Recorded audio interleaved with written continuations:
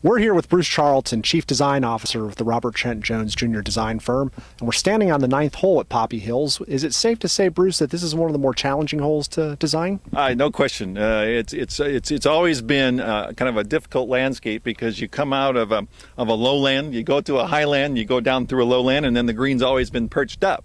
So one of the things we tried to do was to minimize the differentials and then bring the green down and recreate a ravine creek line that used to be here but was piped when they built the course originally. So we're in the middle of that process right now, and it's just kind of starting to unfold, and we're playing with the exact edging of the creek and where that creek goes, how it relates to shots and carry distances from your first landing area, and then vision into the green. We've got a really cool green outline, kind of a configuration that looks really good. We're working on how that ties into the creek edge. We want the creek edge and the green edge to kind of feel like they marry each other, and they're kind of, they're just hugging each other all day long, which would be kind of cool. So, and if you miss it left, you're probably done. You're in the creek. And then give players a lot of room right. And then if you guard a little too aggressive back behind, we're looking at some ball catching bunkers back there. That's probably going to be one of the more difficult shots on the golf course. If you're getting one of those bunkers downhill across the green to a creek behind, kind of got the national thought process in terms of how that creek plays key strategic. Another good example would be Pasatiempo. How there's a couple creek lines at Pasatiempo. They're dry, like here would be. And so it's a brand new element of strategy that this hole never had. And what we're trying to do is take advantage of those ups and downs that have always been a problem, and then use them to our best of our abilities to make the views into this hole as good as possible. It's kind of a fun thing.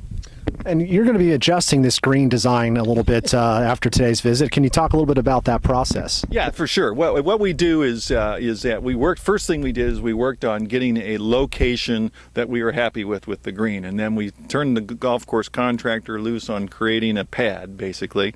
And that pad is basically about the elevation of the back portion of the green back there.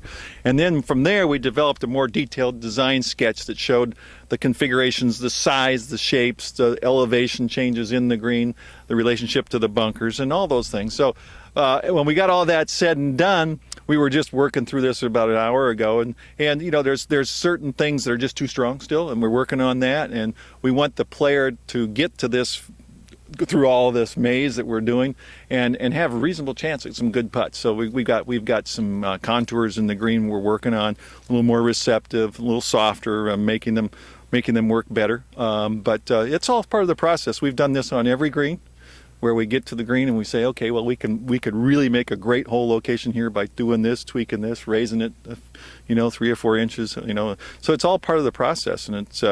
I think the greens that you see out there are a good example of the type of putting surfaces. We're trying to give players a lot of fun once again on the surface, but reasonable chances to make pretty good putts too. So.